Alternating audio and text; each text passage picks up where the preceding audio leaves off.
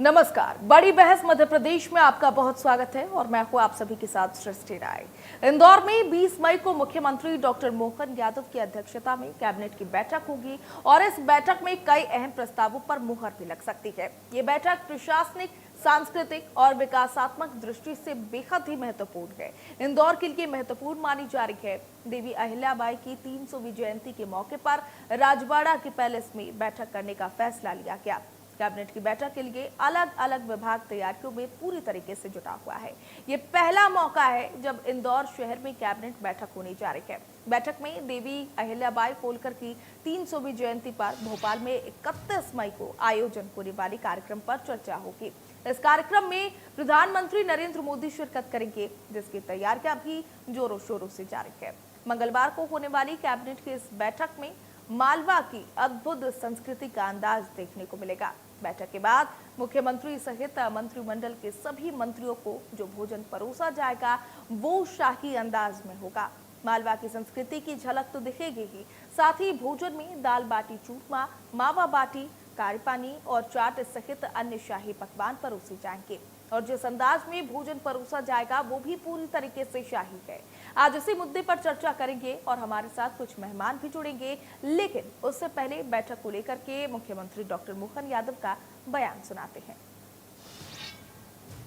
अहिल्या महारानी का 300वां जयंती वर्ष चल रहा है।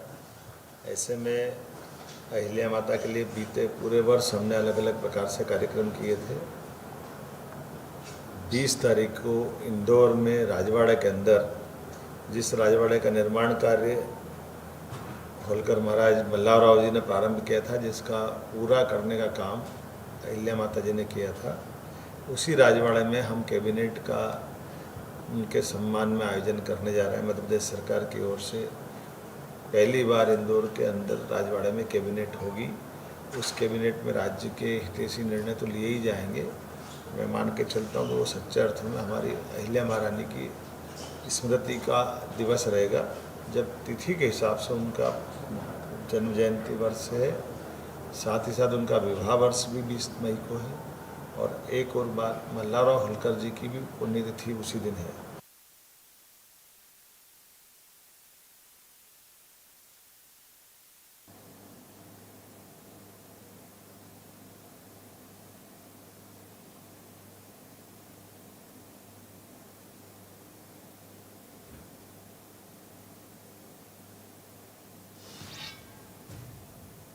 तो चर्चा करने के लिए हमारे साथ कुछ मेहमान जुड़ चुके हैं। अमित तावरे कांग्रेस के प्रवक्ता हमारे साथ जुड़ चुके हैं। सत्येंद्र जैन बीजेपी के प्रवक्ता हमारे साथ जुड़ चुके हैं।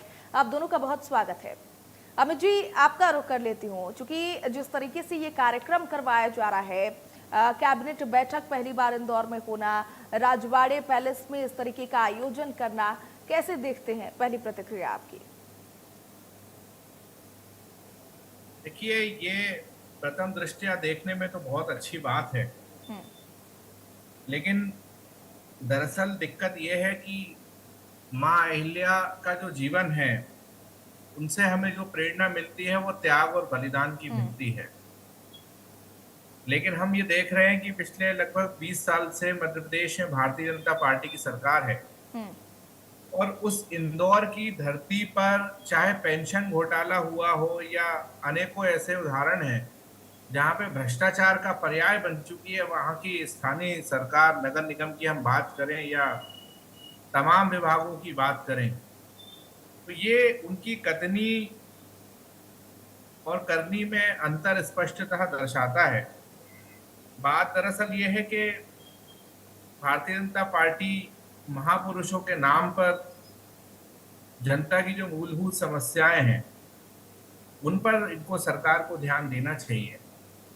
ये बहुत बड़ा देश है, यहाँ पे ऐसे ऐसे महापुरुष हुए हैं जहाँ ने अपनी जनता जनार्दन की सेवा के लिए पूरा जीवन लगा दिया है, लेकिन सिर्फ बातों में ना ये बात आए, ये कर्मों में भी बात आए तब तो बात है। आप किसी भी महापुरुष की फोटो लगा सकते हैं, उनके बारे में बता सकते हैं, लेकिन आज तो आपके पास सरकार है 20 साल से, आप उनके जैसा नहीं तो उनके बराबर नहीं तो कम से कम उनके जैसा तो कुछ काम कर सकते हैं जनता जनार्दन के लिए। तो मेरा ये मानना है कि भारतीय जनता पार्टी को अहिल्या के जीवन से प्रेरणा लेकर ऐसे काम करना चाहिए जिससे मध्य प्रदेश की जनता का भला हो, और यदि ऐसा होगा तो वो भारतीय जनता पार्टी के हित में भी होगा। ठीक है अमित जी, यहाँ पर आपसे एक चीज मैं समझना चाहूंगी, चूंकि आप यहाँ पर बता रहे हैं कि कुछ बेहतर करना चाहिए, तो क्या कांग्रेस के पास कोई बेहतर मॉडल है? चूंकि सरकार एक ऐतिहासिक विरासत को वैश्विक मंच पर ले जाने का प्रयास कर रही है, आप इसे सिर्फ इवेंट मैनेजमेंट करार दे रहे हैं, तो क्या आपके पास इससे बेहतर मॉडल है? तो बताइए। देखिए, सबसे पहली बात तो ये है कि यदि ये लोग अपने सरकार में एक ईमानदारी को अपने जीवन में शामिल कर लें, सरकार के तमाम प्रशासनिक अधिकारी और जितने भी मंत्री हैं, विधायक हैं, सांसद हैं, सभी चीजें इनकी हैं। तो यदि ये ऐसा कर लें तो वास्तव में ही जनता का भला हो जाएगा, कुछ करने की जरूरत ही नहीं है। लेकिन आप तमाम चीजों में से भ्रष्टाचार को ही देखोगे तो उससे किसी का भला होने वाला तो नहीं है। ठीक है, हमारे साथ सत्येंद्र जैन जी भी जुड़े हुए हैं। सत्येंद्र जी, आपसे समझना चाहूंगी, इंदौर में राजवाड़ा जिस तरीके से यहाँ पर कार्यक्रम किया जा रहा है, राजवाड़ा शाही भोग की बात कर ली जाए, चाहे कैबिनेट बैठक वो भी पहली बार इंदौर में होना, कितना महत्व रखता है राजनीतिक तौर पर, प्रशासनिक तौर पर और सांस्कृतिक तौर पर? देखिए, निसंदेह अत्यधिक महत्व रखता है। जिस प्रकार से भारतीय जनता पार्टी की सरकार और भारतीय जनता पार्टी की मूल आत्मा पंचनिष्ठाओं में विद्यमान रहती है, और उसमें हमारा एक सांस्कृतिक राष्ट्रवाद और राष्ट्रीय एकात्मकता, तो जो भारत निर्माण के, भारत के जो राष्ट्र नायक रहे हैं, नायिकाएं रही हैं, उन जिन्होंने शासन किया है, और उन सबसे हम सबको प्रेरणा मिलती है। और निसंदेह डॉक्टर मोहन यादव जी भी भारत के सांस्कृतिक राष्ट्रवाद को, सांस्कृतिक अभ्युत्थान को बढ़ाना चाहते हैं, सांस्कृतिक वैभव को बढ़ाने का प्रयास रहता है। और जिस प्रकार से देखिए, देवी अहिल्या भाई जो होलकर जो हैं, जो हमारे उन सभी जो वामपंथी लोगों को, या जिस प्रकार से वो कहते हैं कि भारत की समाज में नारियों को पूजा नहीं जाता था, जिस समय नारियों को सती प्रथा की बात करते थे, उस समय हमारे यहाँ अहिल्याबाई होलकर जी या रानी दुर्गावती जी जैसी नारियां हुई हैं, जो वीरांगनाएं रही हैं, जिन्होंने शासन भी किया है। जैसे देवी अहिल्या जी के पतिदेव जो मल्हारराव होलकर जी थे, उनका देहावसान हो गया, तो उसके बाद उनको ही शासन करने का दिया गया। तो कई हमारे यहाँ पर नारियों को पूजा भी जाता है, और हम मानते भी हैं, यत्र नार्यस्तु पूज्यन्ते रमन्ते तत्र देवता, यत्र नार्यस्तु न पूज्यन्ते तत्र सर्वदा अफला। तो जहाँ हम उस बात में विश्वास रखते हैं, और भारतीय जनता पार्टी की सरकार, डॉक्टर मोहन यादव जी की सरकार, उनके कुशल नेतृत्व से, जिस प्रकार से देवी अहिल्याबाई जी ने अपना शासन किया, और जिस प्रकार से उन्होंने सांस्कृतिक अभ्युत्थान किया, चाहे वो उज्जैन का महाकाल मंदिर हो, चाहे वो ओंकारेश्वर हो, चाहे वो सोमनाथ का मंदिर हो, ज्योतिर्लिंग हो, या काशी विश्वनाथ का मंदिर हो, ऐसे अनेक धर्म स्थलों को उन्होंने समुन्नत किया।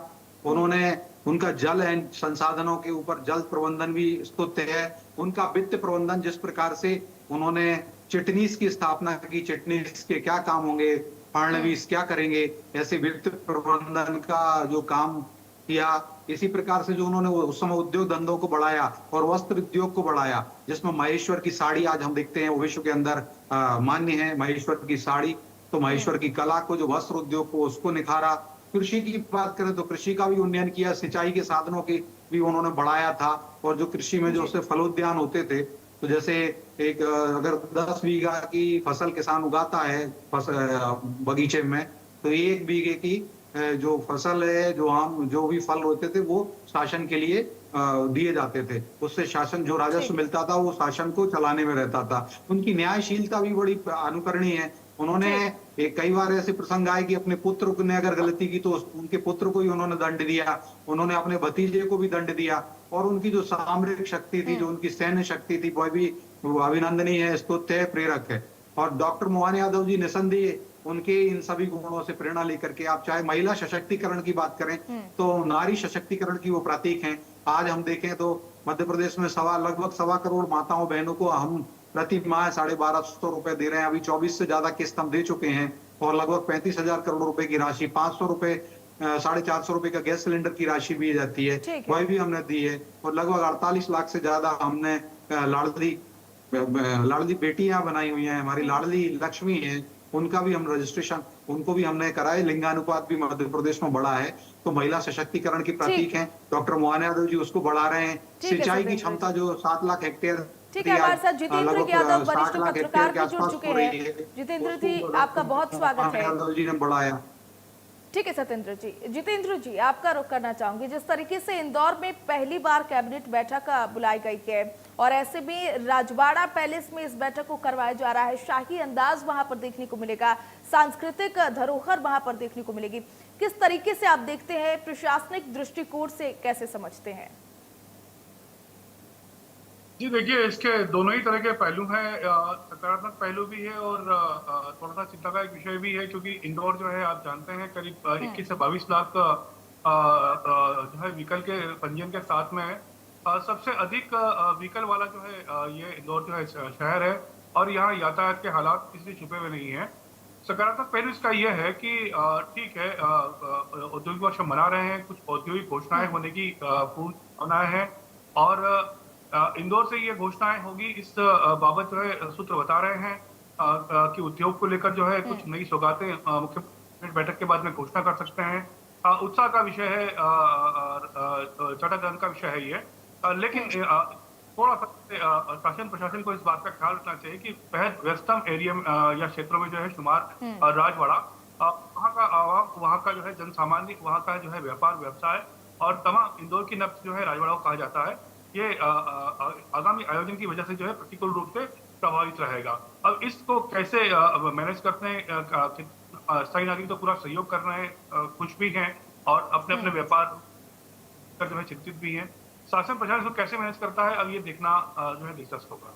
ठीक है अमित जी, आपका रुख कर लेती हूँ। चूंकि अब तक इस तरीके का कार्यक्रम नहीं किया गया देवी अहिल्याबाई पर, अब तक कांग्रेस क्यों चुप थी? अब जब जो प्रशासन है, जो सरकार है, वो राष्ट्रीय स्तर पर सम्मानित कर रही है और ना केवल एक कार्यक्रम किया जा रहा है बल्कि कैबिनेट बैठक भी बुलाई गई है और वो संस्कृति को दर्शा रहा है, वहां पर दिखाया जा रहा है, शाही अंदाज दिखाया जा रहा है, और केवल कार्यक्रम भर नहीं है, यहाँ पर कई बड़े फैसले भी लिए जा सकते हैं, मध्य प्रदेश को सौगात दी जा सकती है। तो फिर ऐसे में आप इसको राजनीतिक स्टंट कैसे करार दे रहे हैं? देखिए, राजनीतिक स्टंट इसलिए कह सकते हैं कि माँ अहिल्या की यदि हम बात करें तो उनके बारे में फेमस है, जैसा मेरे भाई सत्येंद्र जैन जी भी बता रहे थे उनके बारे में, कि जब उनके बेटे ने भी गलती करी, भतीजे ने भी गलती करी तो तुरंत दंडित किया। लेकिन आज मध्य प्रदेश में क्या हो रहा है, हम विजय शाह जी के मामले में क्या देख रहे हैं?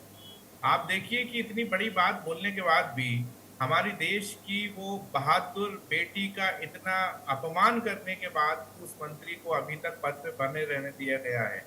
तो ये सब सारी बातें हैं जो कहीं ना कहीं लगता है कि माँ अहिल्या का जो जीवन था वो एक अलग रूप है और जो भारतीय जनता पार्टी की सरकार है वो एक अलग रूप है। अमित जी, सुप्रीम कोर्ट ने एसआईटी गठित कर दिया है और मुख्यमंत्री ने भी कहा है कि जो भी सुप्रीम कोर्ट फैसला सुनाएगी वो स्वीकार्य है।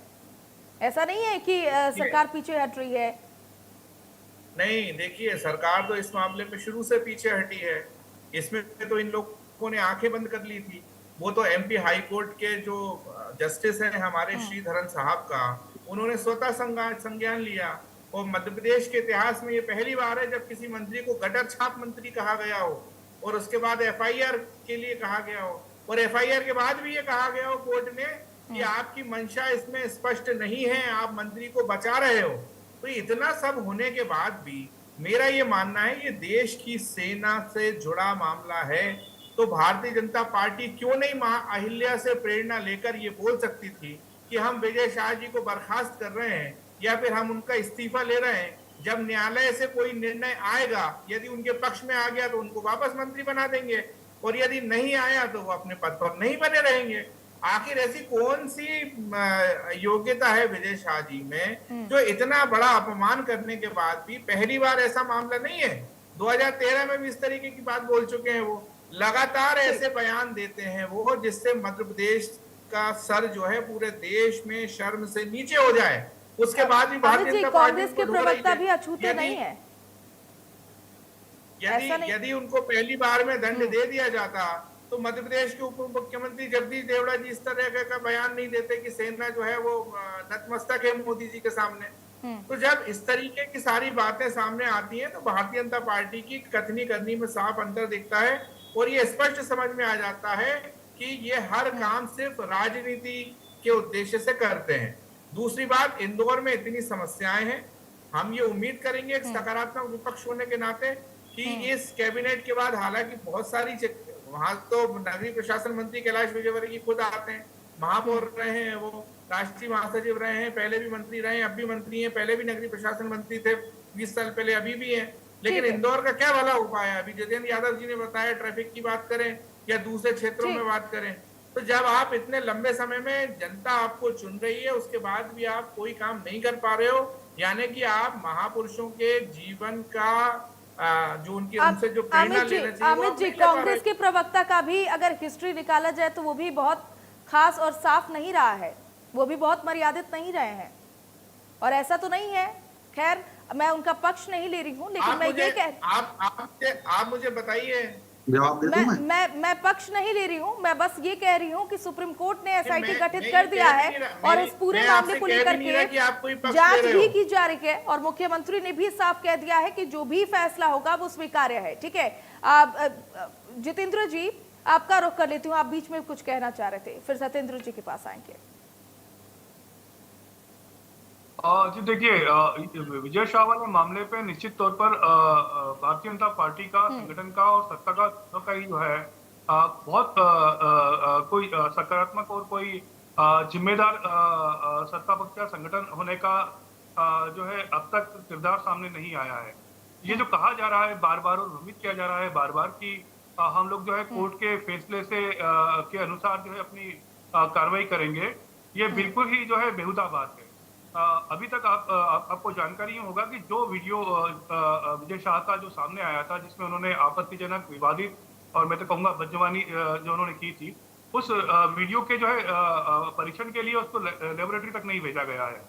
इसके साथ साथ में हाईकोर्ट जो है असंतोष जाहिर कर चुका है कि विजय शाह के खिलाफ जो राज शासन कार्रवाई कर रहा है वो किसी प्रकार से जो है संतोष योग्य नहीं है।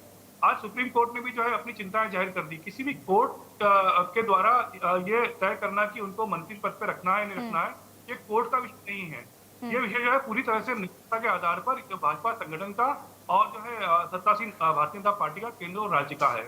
ठीक, ऐसा कुछ भी नहीं, कोई छुपी हुई बात हो या उसमें ऐसी कोई बात हो जो सिद्ध होने जैसी हो, जिसके लिए न्यायालय के दरवाजे की तरफ जो है हम टकटकी लाकर बैठे रहे और इंतजार करते रहे। वो तो साफ साफ जो है स्वयं माफी मांग चुके हैं कि उनसे जो है ये बदजुबानी हुई है। उसके बाद में क्या रह जाता? 2013 की भाजपा ने जिस तरह से उनका इस्तीफा ले लिया था, अब देखना है 2025। लेकिन जितेंद्र जी, सुप्रीम कोर्ट ने कह दिया है कि माफी से कुछ नहीं होगा, ये घड़ियाली आंसू दिखाने की जरूरत नहीं है, ये सब मगरमच्छ के आंसू हैं। खैर, बीजेपी प्रवक्ता सत्येंद्र जैन जी का रुख कर लेती हूँ। सत्येंद्र जी, आप बीच में कुछ कह रहे थे, बात पूरी कीजिए, समय की थोड़ी सी कमी है हमारे पास। हाँ, देखिए सृष्टि जी, बड़ा जो देवी अहिल्या जी की बात है, तो भाजपा की सरकार मानती है और उसकी बात कर रही है। उनकी भी जन्म जयंती 30 मई को उस समय प्रधानमंत्री श्री नरेंद्र मोदी जी भी भोपाल आ रहे हैं और 320 जयंती पर उनके नाम से सिक्का रहेगा और एक टिकट भी जारी होगा। साथ साथ वो 1 लाख से ज्यादा मध्य प्रदेश की जो हमारी बहनें हैं और जो हम सेवा कर रहे हैं माताओं हैं, जो रजिस्ट्री उनके नाम पर हो रही है, ये जो लाडली बहना है, ये जो बैंक अकाउंट में 50% से ज्यादा बैंक अकाउंट उनके खोले हुए हैं 55 करोड़ में, या जो मुद्रा योजना के जो लोन है, या फिर जो स्टार्टअप में उनकी बढ़ोतरी हो रही है, उद्यमशीलता आ रही है, हमारी बहनें बहुत आगे आ रही है। सेना में भी आज माताएं, हमारी बहनें हैं, फाइटर जेट भी उड़ाती हैं, तो सेना की जो परमानेंट कमांड भी मिलती है उनको। तो ऐसे अनेक हमने रिफॉर्म किए हैं और देवी अहिल्या जी के ही छवि डॉक्टर मोहन यादव जी में दिखती है, आदरणीय श्री नरेंद्र मोदी जी में दिखती है।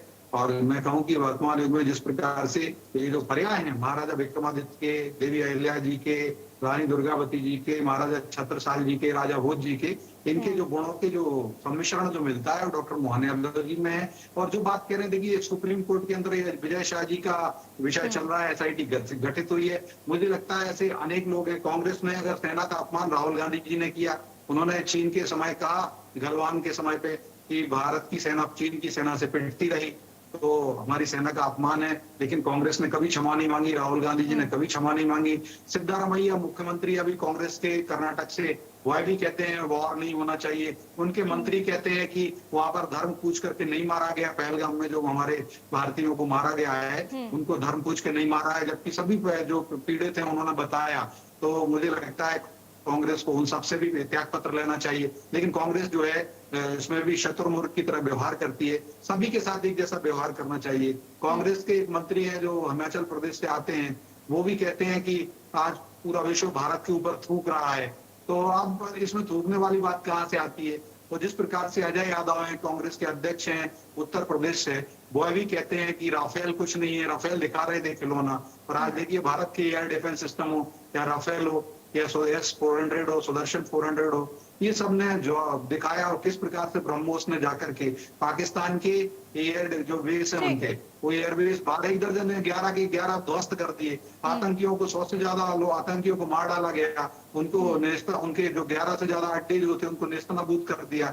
और जिस प्रकार से अगर माताओं बहनों का अपमान की बात है तो कांग्रेस ने जीतू पटवारी जी से पहले त्याग पत्र लेना चाहिए, जो माताओं बहनों में चाशनी ढूंढते हैं और कांग्रेस में टंचमाल कहने वाले, आइटम कहने वाले। अगर दिग्विजय सिंह जी का सरला मिश्रा का केस आज भी फिर से आया है, जो सरला मिश्रा जी के भाई हैं वो भी कह रहे हैं उनके साथ न्याय नहीं हुआ था। मुझे लगता है कांग्रेस को दिग्विजय सिंह जी से भी त्याग पत्र लेना चाहिए। और जो राज्यसभा में सांसद भी हैं तो यह क्षमा मांग लेना चाहिए। हमारे कांग्रेसी मित्र बैठे हैं, मुझे लगता है इनको पहले वहां पर भी देखना चाहिए। हम तो दंड, हमारे यहाँ पे जो भी सुप्रीम कोर्ट का निर्णय आएगा, हमारी सरकार डॉक्टर मायावती जी ने भी, मुख्यमंत्री जी ने भी क्लियर किया है कि जो भी होगा उसके अनुसार हम निर्णय लेंगे। लेकिन कांग्रेस जो है आम आदमी पार्टी के केजरीवाल के साथ में बैठी रही। केजरीवाल जी तो जेल भी चले गए, मुख्यमंत्री वहां से जेल से भी मुख्यमंत्री बने रहे।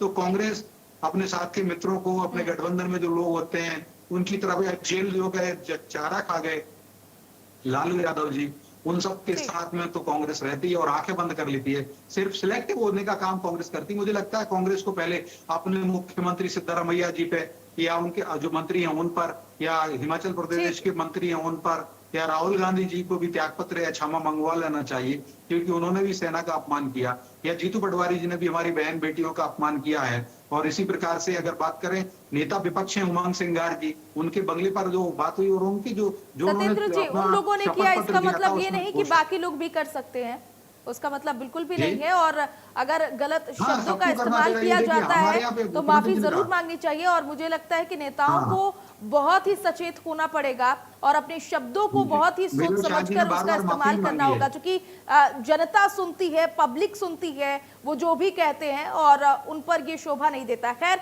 जितेंद्र जी, हमारे पास समय की बहुत कमी है, संक्षेप में पूरे वाक्य को लेकर के क्या कहेंगे? अंतिम प्रतिक्रिया।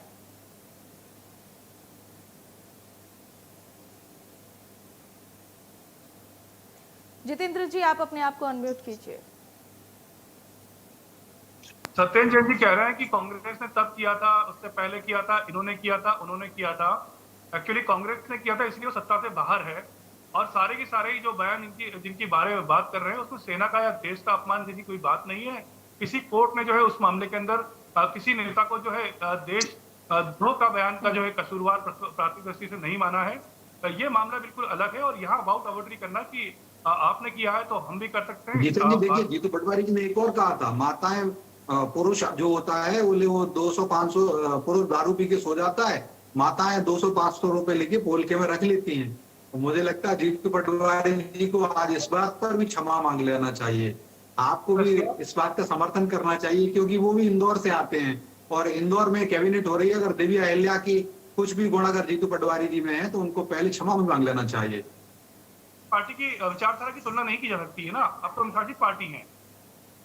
ठीक है जितेंद्र जी, आप अपनी बात पूरी कीजिए। यहाँ पर केवल जीतू पटवारी जी को ही नहीं और ना ही विजय शाह, सभी को समझना पड़ेगा कि अपने स्टेटमेंट को कितने सही तरीके से, अपने शब्दों का इस्तेमाल थोड़ा सोच समझ कर किया जाए, क्योंकि पूरी जनता उनके स्टेटमेंट को और उनके वाक्यों को सुनती है, समझती है और बहुत ही गलत ये इम्पैक्ट पड़ता है जनता के ऊपर इन नेताओं का। तो आप लोगों को समझना पड़ेगा। खैर, आप दोनों का बहुत शुक्रिया हमारे साथ जुड़ने के लिए इस खास कार्यक्रम में, बड़ी बहस में।